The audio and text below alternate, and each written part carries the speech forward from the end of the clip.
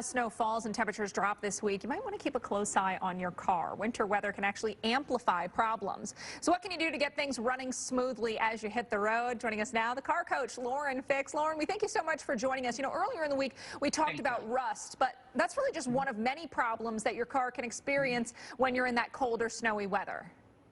Right. Now, one of the things you don't think about, besides the fact that snow tires are the smartest choice. If you see winter at least 3 times a year, you want to get snow tires. It's the contact that whatever vehicle you're driving, small or large, touches the ground.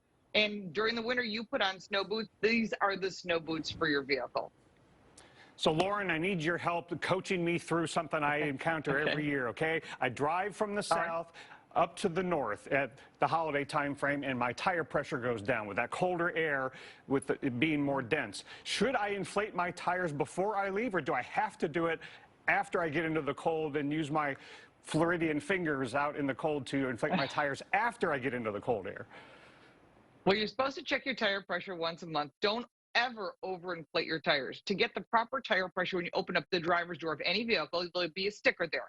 That decal will tell you what is correct for your vehicle. So you could have 2 of the same cars different a year apart or a different trim level, and it will have a different tire pressure. So never, ever, ever use the number that's on the tire. Always use that number that's in your driver's door. If you check it in the morning when you leave and you're driving north, and suddenly you get a tire pressure monitoring thinking, wow, I didn't run over anything. You look, you get out, you look, you don't see anything. Everything looks fine.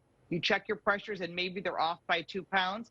10% off from what the proper tire pressure is when that light turns on the dash. So if that happens, you can add tire pressure. But remember, as you head further back down south, it goes the other direction. So for every 10 degrees of outside temperature change, you can gain 2 to 3 pounds of pressure. So keep that in mind, gain or lose, depending on which direction you're going. So keep that in mind. You can check your tire pressure once a month.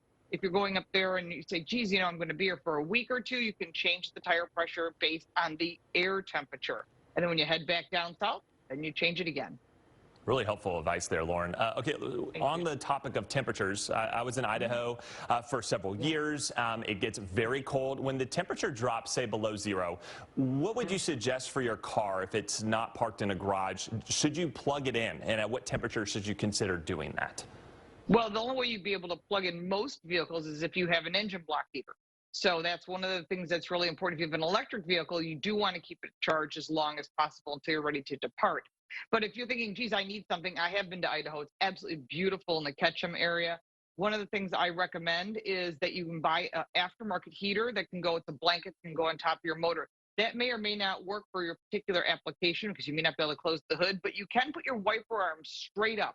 And when you do that, it makes it easier to scrape the windshield with an ice scraper. But keep in mind, if the temperatures are below 0, like they get in the northern areas of Canada, you can actually freeze your brake fluid, which is why in the case of engine oil, you want to use full synthetic engine oil. It does not freeze. Regular conventional oil and blends do. Again, if you can park it inside someplace, it's always the best idea. And, you know, real quick, I hate to be back in my day, but remember when we don't have keys anymore, so we don't necessarily have to worry about that lock freezing. Any other things that you want to remind people in the last few seconds that they need to remember in the cold? Sure. Remember, your lock still can freeze, especially if you run the car through the car wash, and then maybe you can't open the door. Many of these remote control key fobs that we all use have a key that can slide out. Again, you can find that in your owner's manual if there's one available, and then you have a little lock. You can unlock it if you can buy a lock de-icer.